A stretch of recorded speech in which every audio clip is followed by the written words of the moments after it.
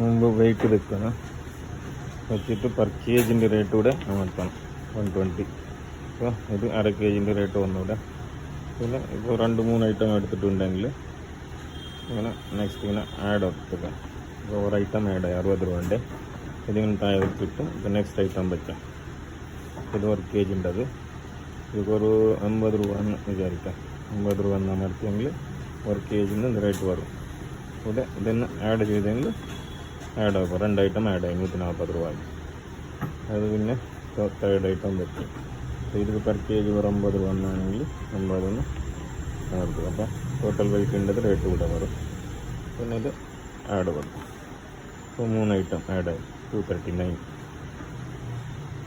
ഇപ്പോൾ ഒരു ഐറ്റം ഒരു കസ്റ്റമറിൻ്റെ ടൈം നോക്കുന്നെങ്കിൽ ഇവിടെ ആഡ് ഒക്കെയെങ്കിൽ ലാസ്റ്റ് എത്ര 3 ഐറ്റം ആഡ് ആക്കിയിട്ടുണ്ട് 331 വരും.